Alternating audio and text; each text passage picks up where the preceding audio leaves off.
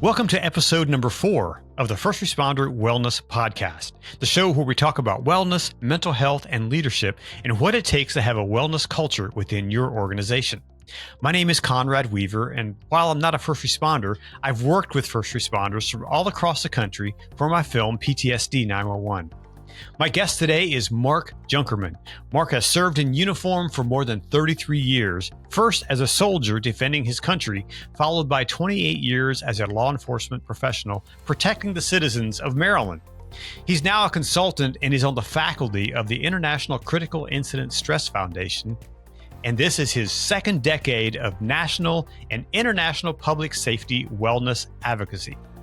Marc's retirement and postgraduate work remains focused on the creation of public safety and service wellness cultures through the application of sound organizational management. This has led to development and fielding of original related courses for the ICISF and other clients. Hey, just a little sidebar here. I really appreciate you listening to the podcast, and if you think others would too, please subscribe and share this episode. And if you'd like to watch the video of this interview, check out our Patreon page, where you'll be able to get the audio and video a day early. Plus, you'll be able to see all of the episodes on video. It's the only place you'll be able to watch the interviews of this podcast, so check it out. Plus, we'll offer other amazing content not available anywhere else. Our Patreon members help support this channel and will allow us to continue to bring high-quality podcast content to you. Thanks for supporting the show. And now, here's my interview with Marc Junkerman.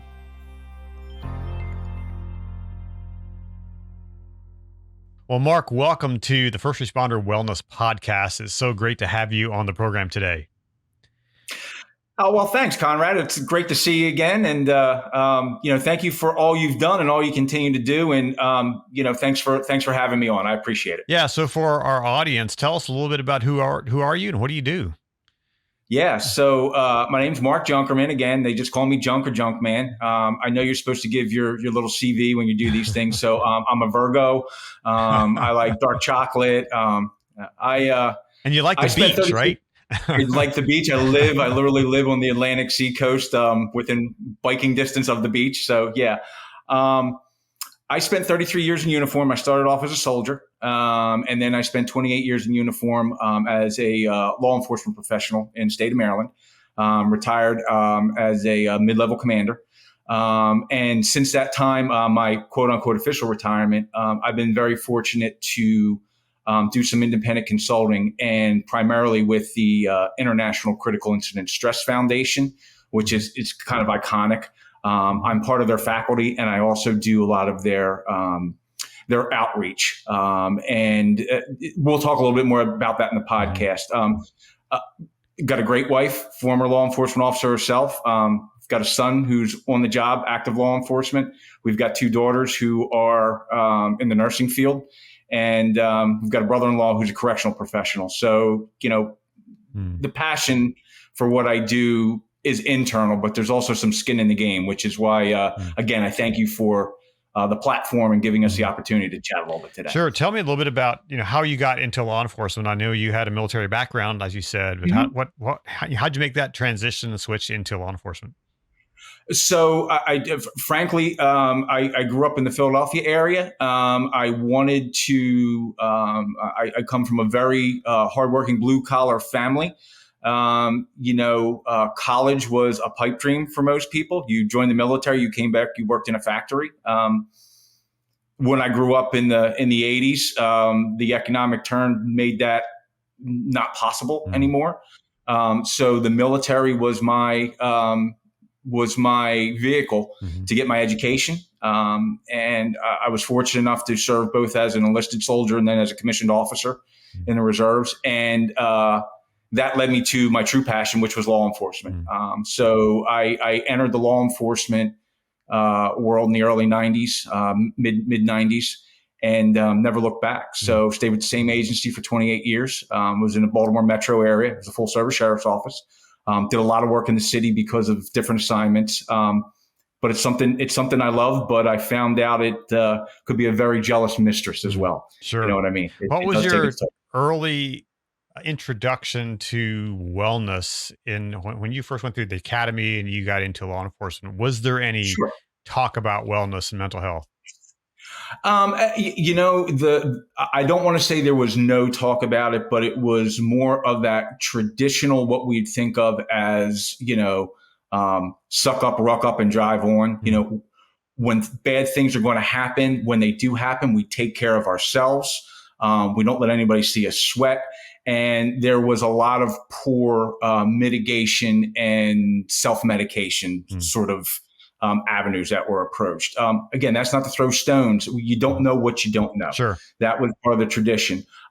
So I was fortunate enough to get into grad school, and one of the courses was talking about organizational psychology, and a gentleman came in and he was talking about this thing called peer support and wellness and CISM. It's the first time I heard ICISF and CISM, and he was listing all these sort of, negative coping skills and bad things that happened to cops along the way. And I'm looking at it and I'm going, yeah, that's me. And yeah, I got that. And yes, I got that. And yeah, I can identify with that. So that was my first introduction. I then went back to my agency. We were able to sort of, I don't want to say jump on the bandwagon, but we had an executive at that time who was interested in internal wellness. So we created a peer support team. I ran that for about a dozen years or so. But what was interesting is I should have taken a lot of my own advice. Looking back now, what I realized is I was using the peer support to self-medicate myself to a certain extent. I like to say I was given peer support from a hole. And it was a lesson that I had a hard landing. But fortunately, because of the networking we had built, and as we talked about in other conversations, I was ready to say enough is enough. It's time for me to take ownership. We were able to kind of pick ourselves up, dust ourselves off, and here we are today. And while the lessons were hard, I wouldn't be here and doing what I'm doing and as happy as I am if I didn't have those hard lessons. So, was there a moment or an event that was the catalyst for that? The catalyst when I really knew I was in trouble.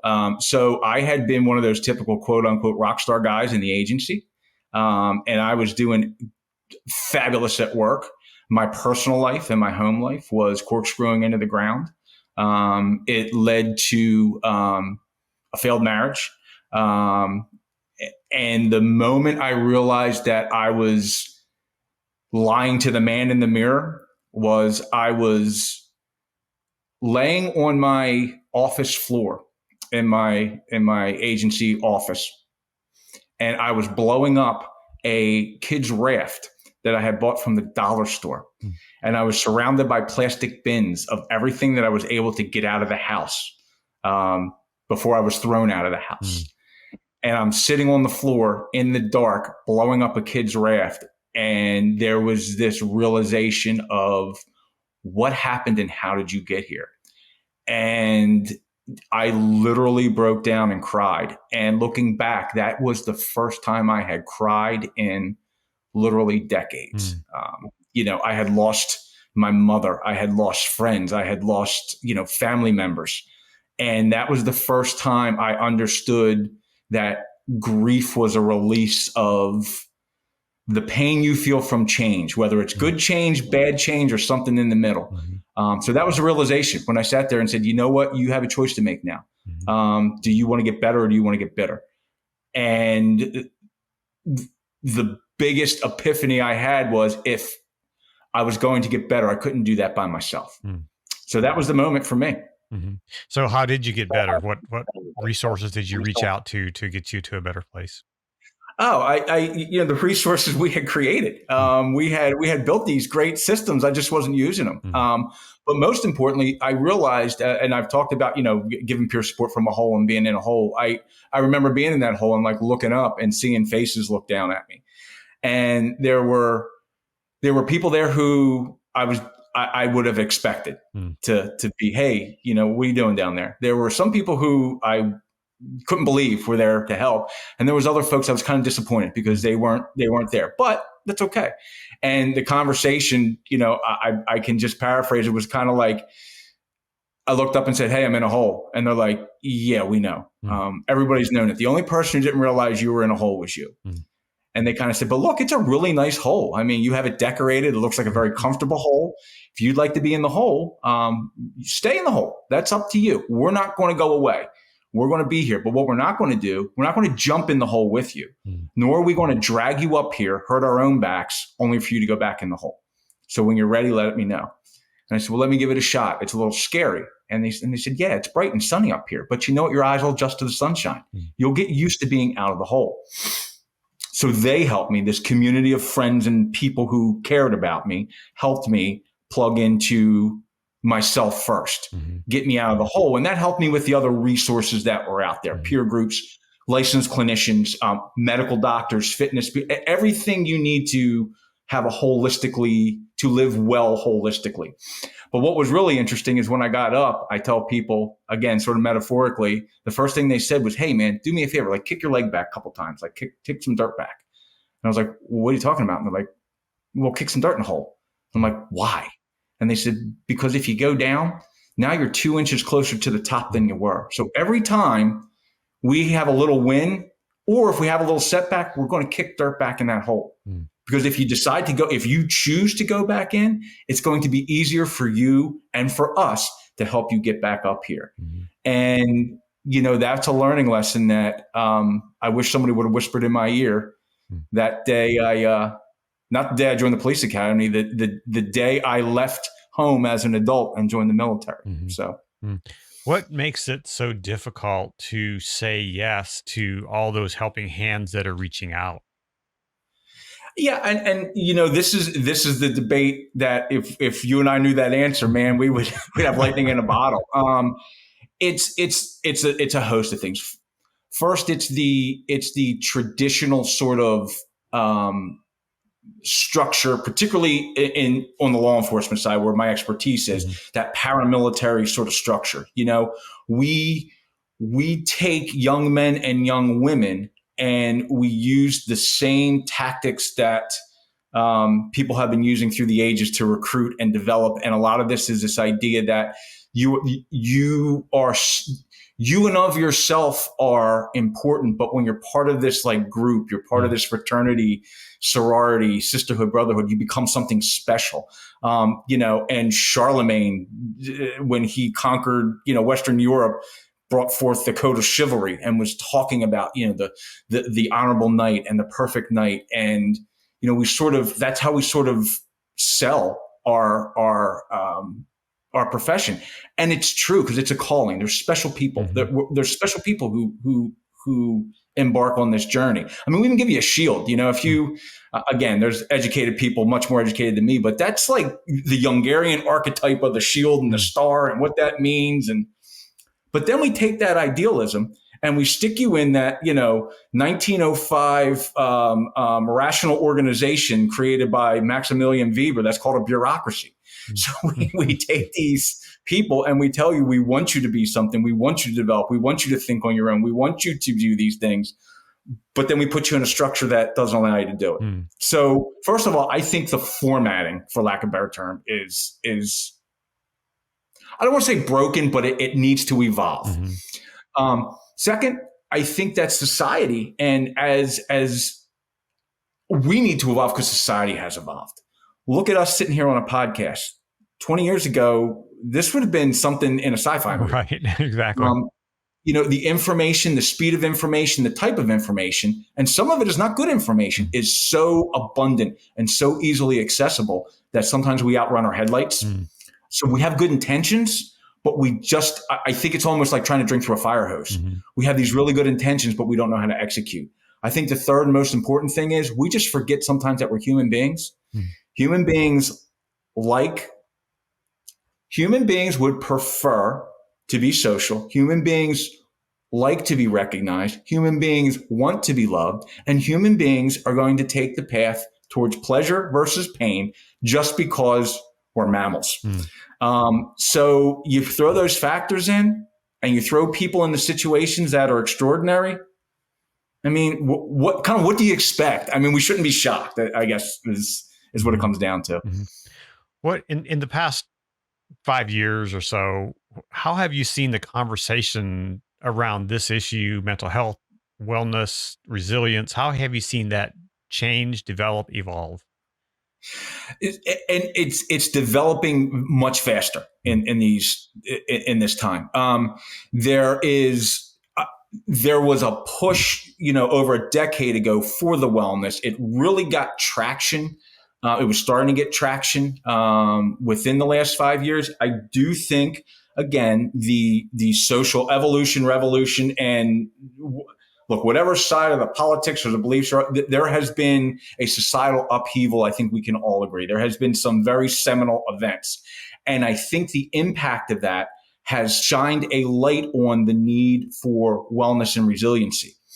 But I think that the challenge, the evolution over the last 5 years is,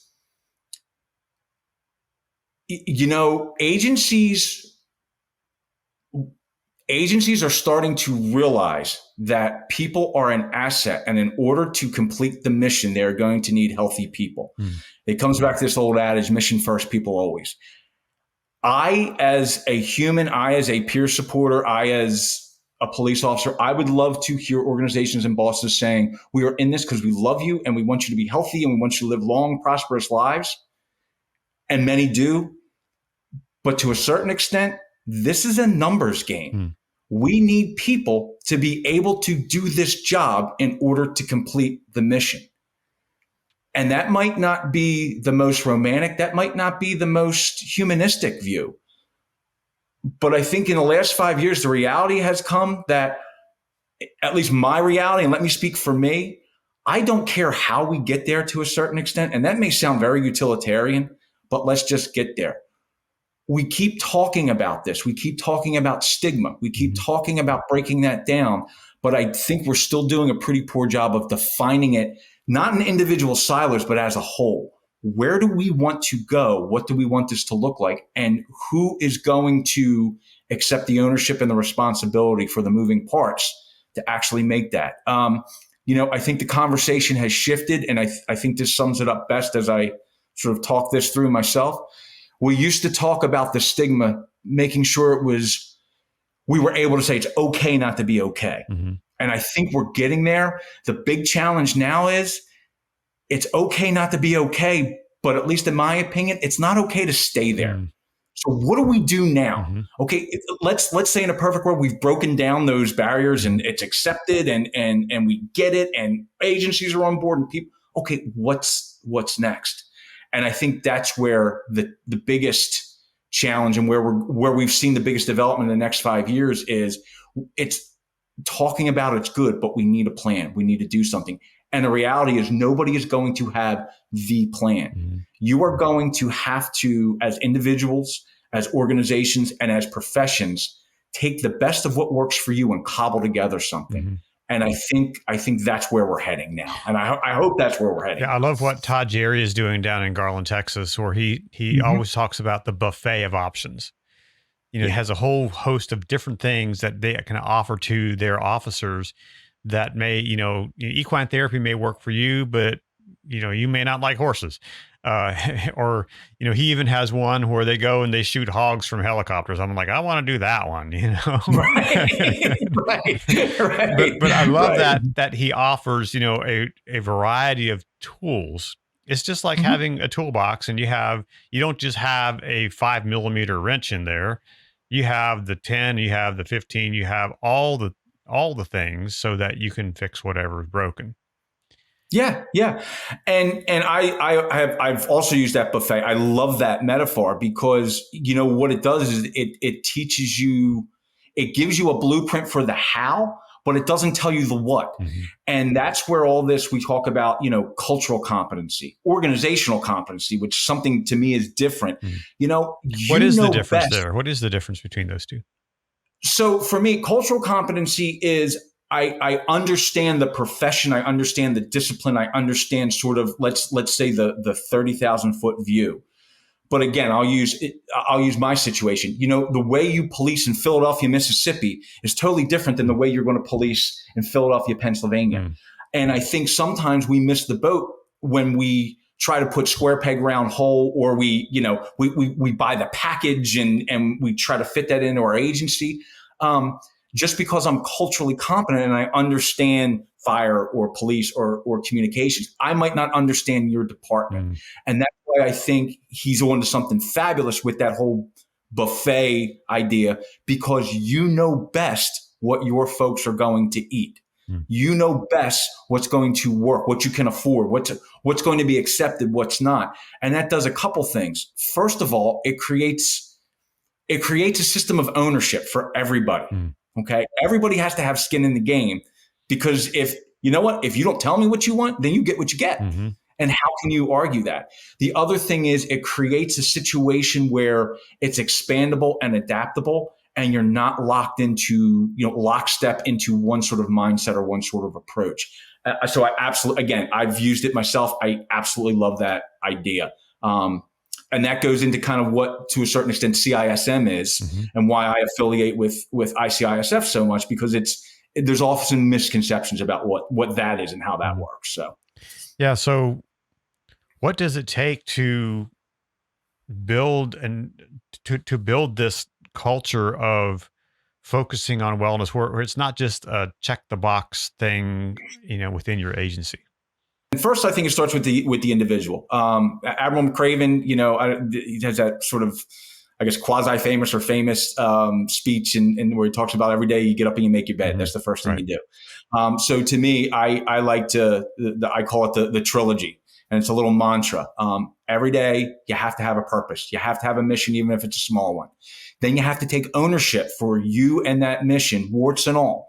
It's not just about what we like to eat. We have to eat our vegetables on that buffet. If not now, eventually, because it's going to come up to get us. Once you take care of the me and you have done that, now you can take care of the we. And that's where we're accountable to and for each other. I equate it to sort of a bacon and eggs breakfast. The chicken's involved, but that pig is committed. You have to be committed. You have to be the bacon in your own wellness and resiliency. And I think once you get to there and you're ready to start taking ownership for yourself and then being accountable, that creates that culture within organizations. It creates what I call the buoy effect. A peer to me is a buoy. If I'm swimming, or if I fall off the boat, or if I get tired, I can swim to a buoy and I can hang on. And the buoy says, as long as you hang on, I'm not going to let you drown. Now, most people we know, with a little bit of plan, with a little bit of support, with a little bit of really good information and a little bit of self-awareness and the desire to help themselves, most people, 80 to 85%, are going to be able to swim on their own. That 15% that can't, not a problem. I have a bell and a light. Shake me. The boat comes. I get on the boat. We go. We get whatever you need for you. The challenge comes in with the people who won't hang on the buoy, and that's where the work really is. Those people who can't swim but won't get on the boat, they're going to drown. It's just that simple. And as a buoy, I'm going to watch you drown, not because I want to, not because it won't hurt, but because I have no arms. I can't hold you up. You have to hold yourself up. So I think that buoy leads into creating that cultural organization. And it's not just about our wellness and mental health. It's about your safety. Are you wearing your bunker gear? Are you checking your equipment? Are you wearing your body armor? How are you driving vehicles? Are you staying physically fit? Are you utilizing the gym? What's your finances? Are people coming in and telling you as a young firefighter, dispatcher, police officer, how to save your money? Is there support for your family? Once we start having people take ownership for themselves, they become their best advocates. They become their best, the people who are in the room with the knowledge, or they're the people who have the motivation to go out and find the knowledge. That's when we create the safety net. And that's what I call the trapeze artist model for this leadership. We have individuals who are specially selected. They're specially trained. They're highly motivated. They go out on a high wire, and every night there are literally people cheering for them to fail in some cases. It's a zero fail environment, which is also a fallacy, but that's a whole different discussion. That safety net underneath them is why they go out there. Mental health in and of itself, one big strand, while it's a huge part of the net, is not a net. That's a rope. We want to kind of overlay as many different ropes and strands, however thick they are, to support people when they do fall. So to me, that's sort of the approach. First of all, I have to be accountable to myself. Then I can be accountable to my peers and grow that sort of culture of peer wellness and confrontation in a good way. Hey, around here, we don't do that. Or, hey, let me help you. Or, hey, I see something. That's leadership at its base. From there, we can then grow that culture into the organizations that we want to see. But in order to do that, we have to first have the desire. And then second, we have to have somebody who will help us with the plan.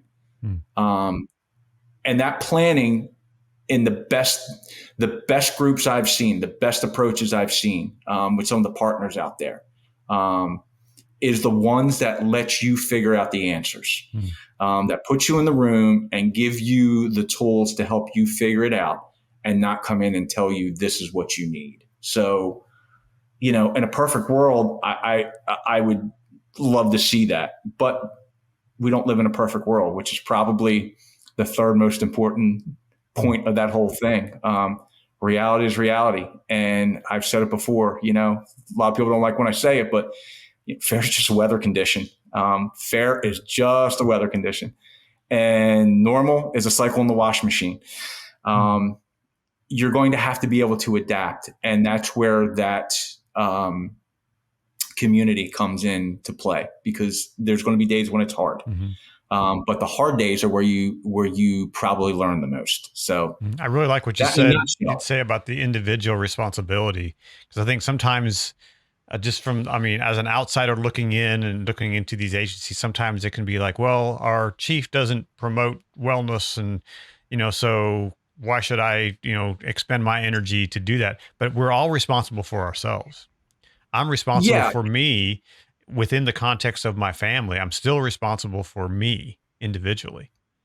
Sure. And don't get me wrong, that doesn't relieve that executive or that agency. They need to do things. However, it's kind of this idea where, like, if the building's on fire and I'm feeling the heat, I can scream at the people on the ground, well, you're not bringing me a ladder and this is your fault and you know what's going to happen. Or you can go, okay, you know what? Right now I have to self-rescue at some point. And I think when you surround yourself with when you take ownership and you surround yourself with people who are looking at solutions rather than looking at the problems, taking that approach, and not from a Pollyanna standpoint, like a real assessment, like this is the reality of what we're in. This is what we can do. This is what we can't do. Let's make a choice. I think when you do that, that's going to permeate that culture. And culture evolution isn't something that happens in a 24-hour period. We may have to grow young men and young women now who 5-10 years from now are going to be those instructors and mid-level managers. And we need to create and cultivate that now. You can't have a fallow field and then, or can't pull all the weeds and then just start planting again. You have to cultivate that. And where does leadership fall in that? And then how important is it for leaders to take ownership of that and to lead the charge for things like this? Because I think sometimes I had one firefighter tell me, well, we're just waiting for our chief to retire so that we can move forward with this.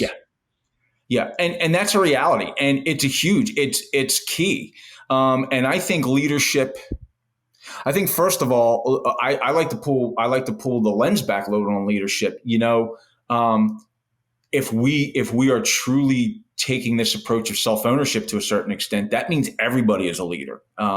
General Mattis, I think when he talked about, who was Marine Corps, I think he was a commandant at one point, and then Joint Chiefs of Staff. Anyway, General Mattis used to talk about what he called the strategic corporal.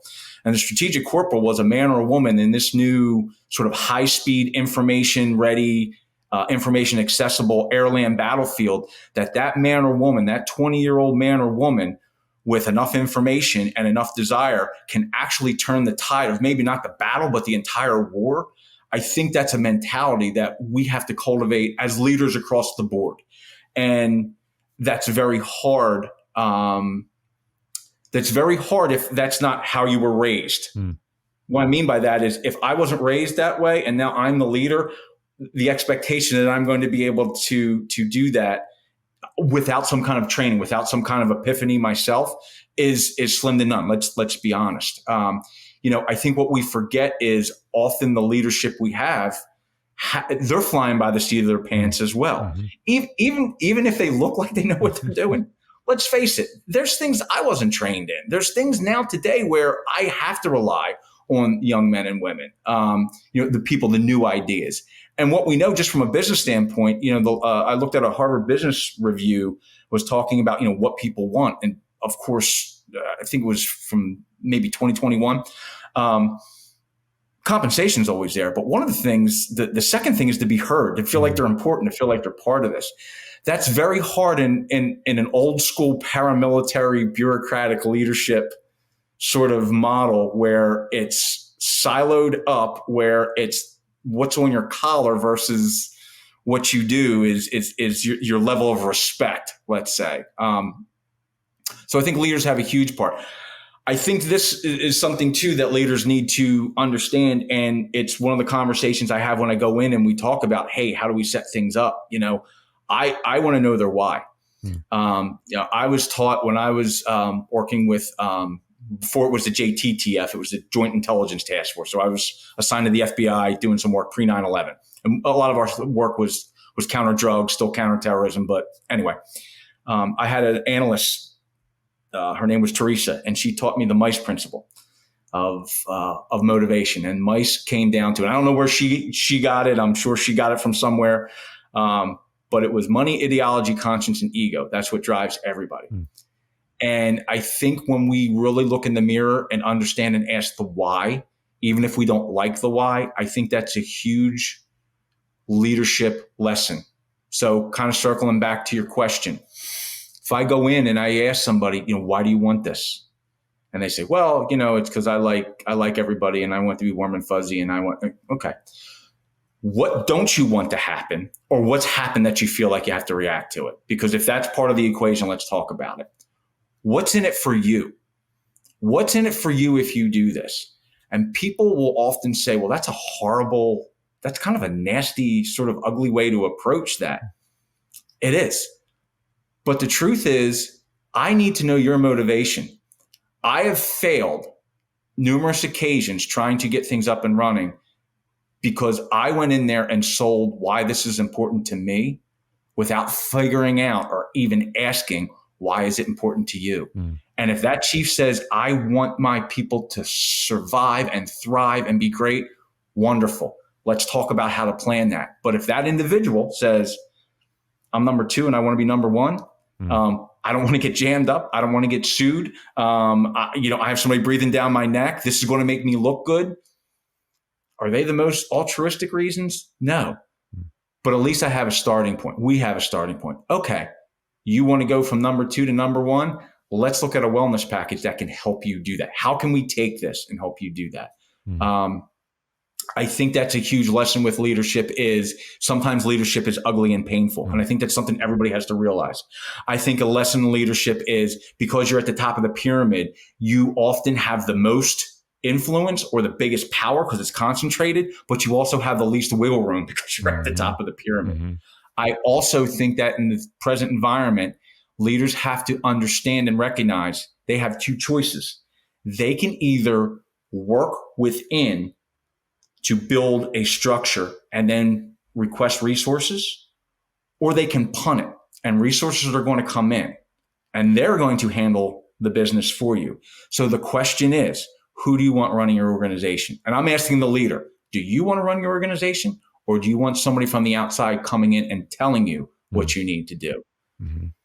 I mean, this is the reality of the world we're in. So you have to, in my opinion, again, ask that question, what's in it for me, and honestly answer it at every level. What are you seeing out there as you travel across the country and you speak to groups? What are you seeing that's working? What are you seeing that isn't working? What gives you hope about this whole issue? I think what's most heartening is this level of dedication. There's a level of commitment. There's a level of passion. There's people who really want to help. There's people who really have a great message. I think the technology, the ability to do podcasting, the ability to have different platforms and different, social media, I think that's great, but it's also a double-edged sword. I think going back to that sort of fire hose, I am, and frankly, I am selective who I engage with, not because I think I'm anything special or because I get overwhelmed, and I am a squirrel by nature. I'm like, look at that. There's a bird, there's something over there. If I can't stay focused, I lose my place, which is pretty obvious.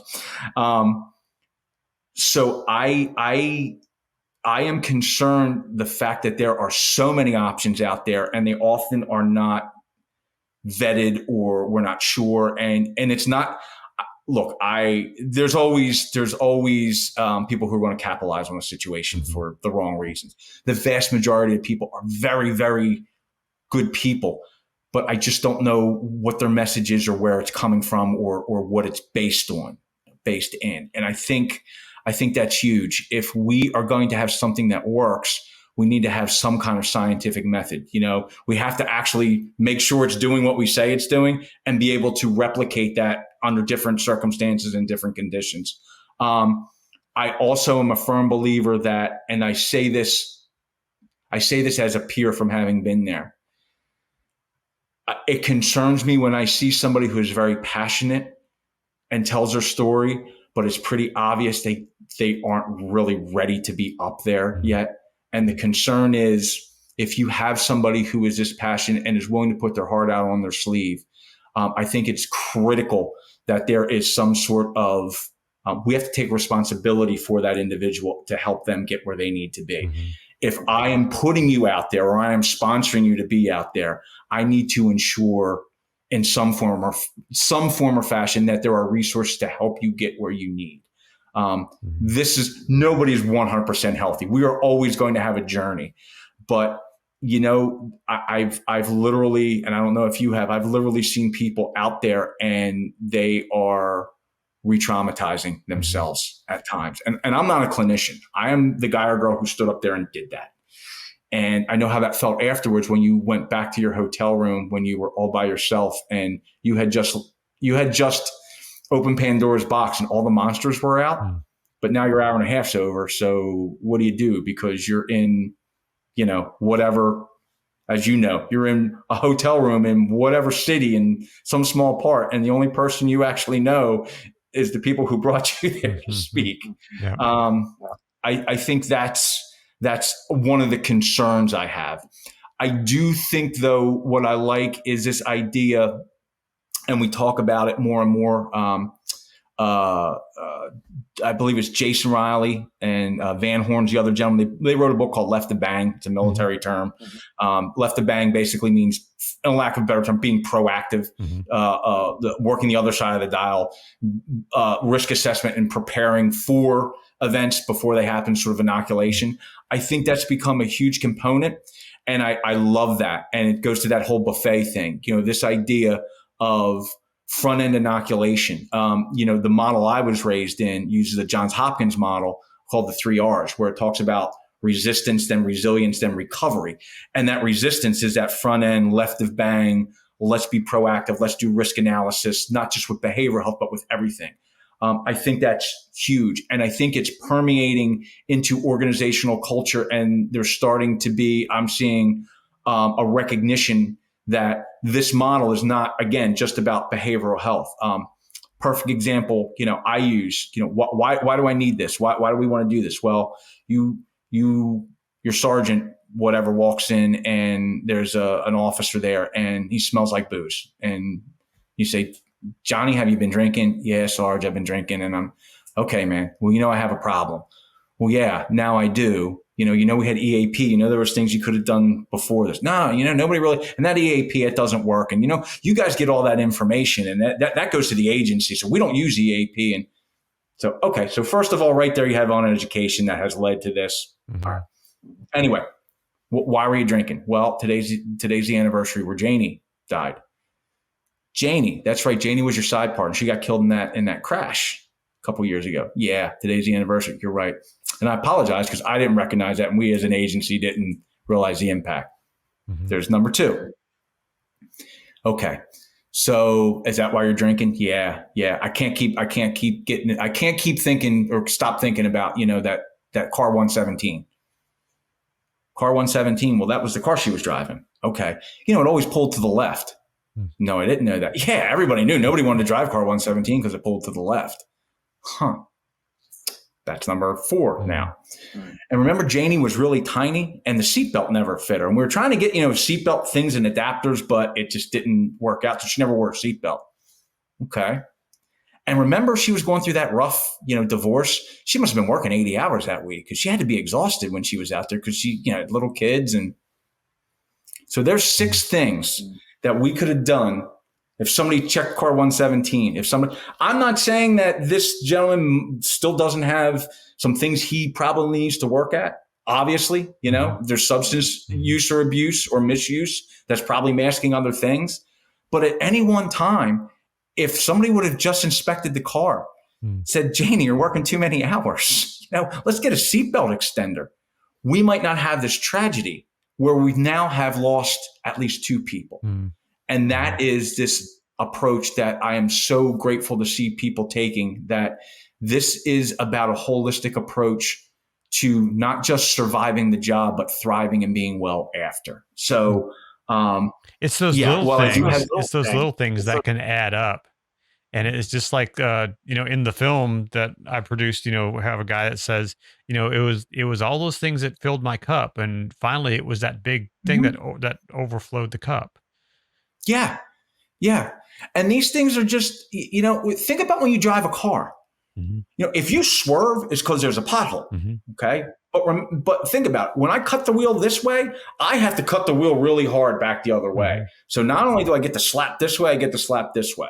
You do what you got to do to avoid the pothole. But you know what? If I can kind of keep my head up and know my route and see what's ahead of me, I'm constantly making little adjustments. This is a much smoother adjustment around the hole than this. And that's what, unfortunately, we tend to do in public safety as a whole and as leaders. We are always fighting yesterday's battle. We react to things. We are there to fix things. The problem is some things can't be fixed. Some things don't want to be fixed. And some things just we don't have the capability even if we wanted to. So our whole approach to things comes to, I have to fix the unfixable perfectly every time, which is this horrible mind trap that we get ourselves in. Again, if we are looking left of bang, if we are looking pre-event, if we are looking risk analysis, in the best vein of one of the best speakers I've ever seen, some people love him, some people not so much, Gordon Graham, I think he's incredible. This whole idea of doing all these little things and creating a stasis, not just to be proactive, but so we don't have to cut the wheel so hard when bad things do occur. Tell me what's working and let's build on that instead of what's broken and we need to fix it. Soon as I tell you I'm fixing something, I have already made up my mind that it's broken and it needs to be fixed. And that's a self-defeating mentality. And I see us now starting to get away from this idea. We have to fix things because people are broken. I don't agree with that approach. I think that has a sort of a tone of hopelessness to it to a certain extent. And that's my impression. And sometimes when you have something that's broken, or you see it as a monumental thing, and you just ignore it. You're just like, it's too big. It's too big to fix. It's too big to take on. So if I ignore it, maybe it'll go away. Right. And we don't want that dysfunction also to become the norm at that point. So if we keep saying this is dysfunction, look at the dysfunction, look how we fail, look at the dysfunction, all of a sudden that now becomes this, I don't want to say the standard, but it becomes tolerated. And that is not to denigrate. That is not to shame. That is the reality of if you are my brother, my sister, and I care about you, I want you to also live the best life you can. It might not be the best life. What you choose might not be the best life for me. But if it's the best life for you, then I am going to have to be able to say, okay, what can I do to facilitate where you are in your journey? And that's the concern, where we don't want dysfunction to become the norm. We don't want to keep pointing out what's broken and not have any ability to correct the course, not just to fix it on the spot, but let's try to maintain it so it's quote unquote not broken in the first place. Mm-hmm. So I want to ask you, it's kind of more of a personal question about you. How did you get so passionate about helping agencies, helping people, individuals in public safety go into this journey of wellness and into a better place? What was the motivating thing for you to do what you do today? I came from looking back now, the biggest motivation is my own desire to be part of something bigger and to be part of a team. A lot of that. And if you asked me 25 years ago about, how does your childhood, how does your pre-employment stuff impact? I've been like, dude, but now whether you're talking ACEs scores or you're talking, pre-experience, what you bring to the table, I came to this job trying to be something that I could be proud of, and the people who had sacrificed and did things and before me, my family, my friends, I was one of those guys who had the opportunity to, for lack of a better term, escape, let's say, what could have been, who knows what the life could have been. But in my eyes was, I didn't want to have that same old life, and people sacrificed. So there was always that, you always worked harder. You always pushed the bar. You always were a little bit better. And I loved the people who helped me get to that. And I love that. The double-edged sword, the yin to that yang, is that you get to the point where it's always a battle for the next thing. Nothing is ever quite good enough. You always have to be better. You can always do better. And if you fail, it's your failure. There is no excuse. Second place is just the first loser. All those things. I was the perfect candidate to bring into a paramilitary organization. I was a kid who was looking to try to do better for himself, for his family, raised in a very structured sort of, if somebody with a higher rank tells you, whether that is an authority figure or somebody with actual authority, you say, yes, sir, and you do what you're supposed to do. Who goes into the military, who is then kind of nurtured and given not only an identity, but a support system, and then some financial. It's like it's like I just bought on a pyramid scheme. I keep trying to get to that next level, and I keep buying more product. And what I realized was, this job is not going to save me. This job, even though I let it define me, shouldn't have let it define me to a certain extent. Let's not be Pollyanna. It's not that it's doesn't shape you and have these huge impacts in the things you do. But I've said this so many times, and it's just been in the last maybe 4 or 5 years that I've actually began to live it. If we take this wonderful raw material and you have to put it in the furnace, and you have to create, you have to hit it with the hammer to make the edge to a certain extent. And again, metaphorically, not literally. But if you keep heating it up and twisting it, heating up, the metal loses, you damage the metal. It's going to become brittle. It's going to become easily broken because you've just manipulated it way too much.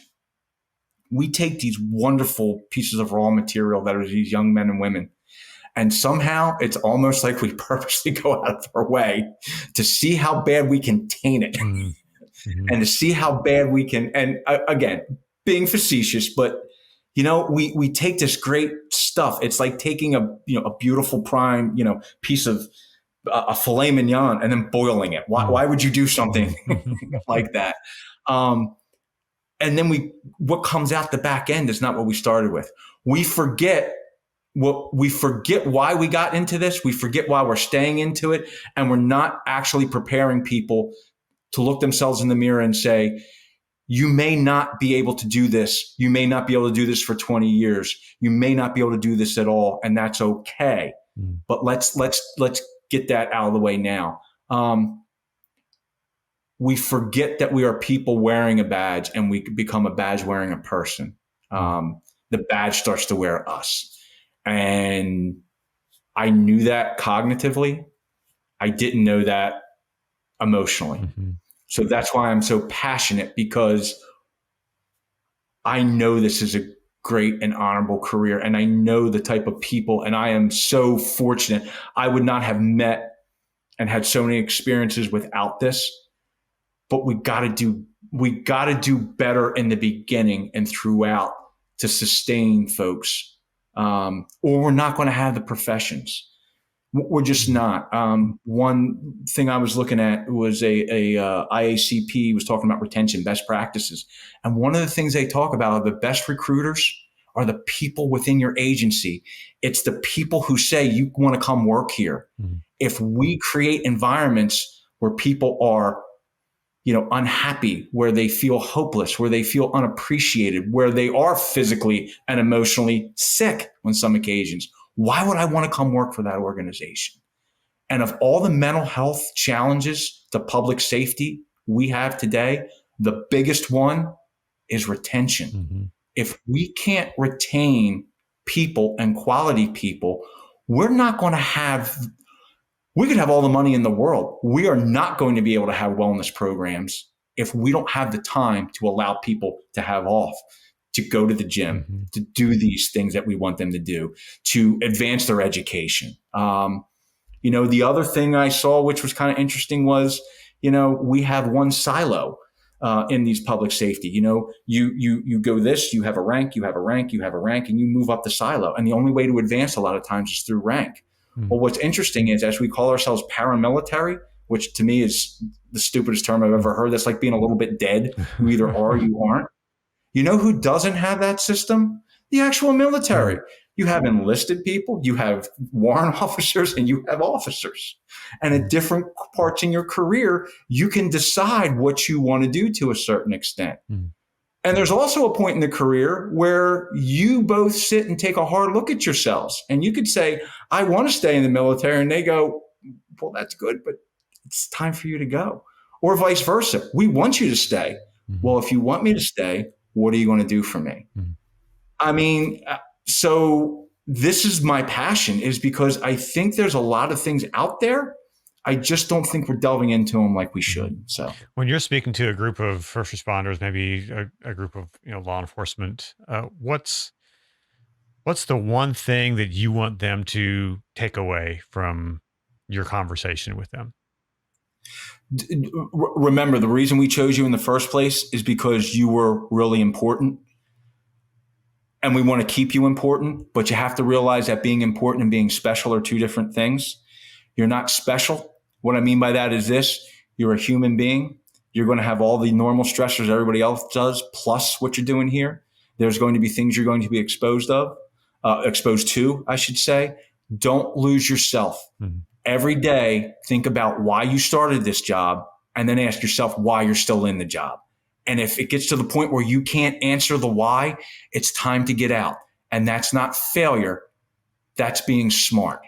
I mean, that is a true person of strength who realizes that this has run its course.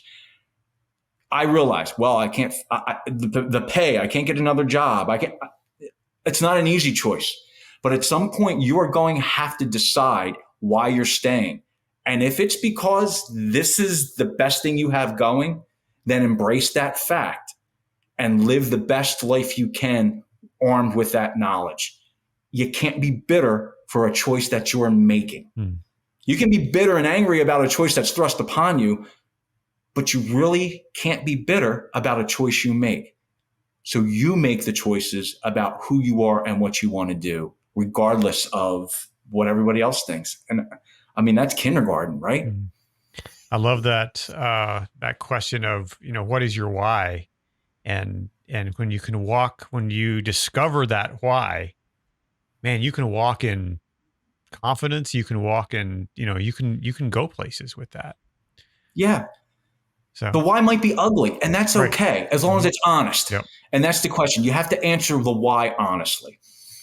So working in the field of the world of mental health and first responders, there's often a thing called compassion fatigue where, Mhm. man, you're just overwhelmed with all the stress and troubles that other people are dealing with. How do you Mhm. keep yourself healthy for your journey to keep sharp in what you're doing and not get bogged down with all the stuff that you see that's other people are struggling with?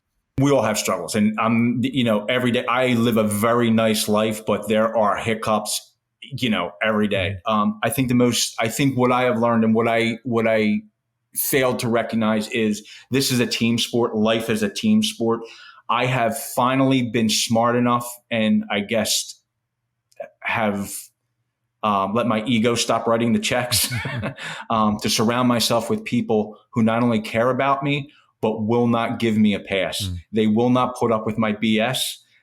They will hear me out. They will let me vent. They will, play devil's advocate, but they are firm in the belief that you need to take care of yourself first. So that means, regular medical appointments, regular dental appointments, talking to a clinician periodically, having hobbies. Not, I am really working towards, every day in my life is not about talking about first responders.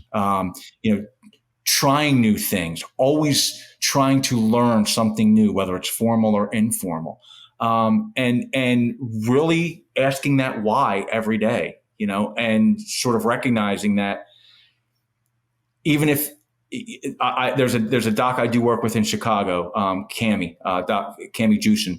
Doc Cami talks about this thing. Yesterday is not today.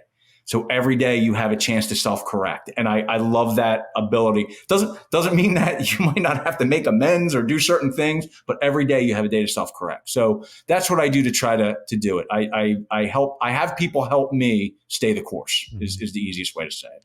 And so as we wrap up here, what gives you hope for the first responder community? You, my son, my brother-in-law, the guys I go, hang out with, the old retired guys, their sons who are now on the job. That's what gives me hope. That's what gives me hope. Knowing that in this world where people don't understand what you do and who you are, they may never. It's okay. But that doesn't mean that we don't work to educate them. And that doesn't mean that we put up the walls and the barriers. It's almost be grateful that they don't understand to a certain extent, because that gives you even more intrinsic value than you'll ever know. That's what gives me hope, is the fact that if you look back through history, every time there is a hiccup, every time there is a revolution, evolution, upheaval, every time people start to doubt, the human spirit tends to rally itself. That we are, it's again our double-edged sword. We consume everything as human beings, our species, and we can do a lot of damage. But that's because we're resilient, and the resiliency is what gives me hope. So just as we close up here, as you work with the ICISF, what do you do there, and how can people get in touch with you? How can people connect with you? And are there any resources that you'd recommend for people? Sure. And the easiest way to do that is www.icisf.org. If you go to that website, there's a whole litany of, it's really easy to navigate. There's everything from mission to training to podcasts to resources. Again, you're very familiar with them, I know, and Rick Barton, who's the CEO, who's incredible. He's been a friend and mentor. Lighthouse is part of that resource package. We do things. I'm going to be out very shortly in Seattle and Utah in November and December for first responder conferences, which are one of our resource partners. We do work with Warriors Rest, with Blue Help. So there's a litany of people there.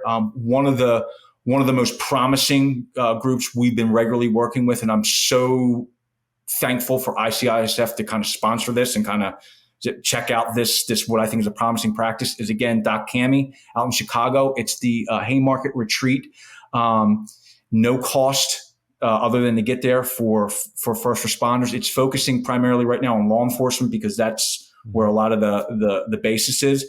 But it's a 4-day retreat, and it actually models the CISM in terms of its comprehensive, integrated, systematic, and multifaceted.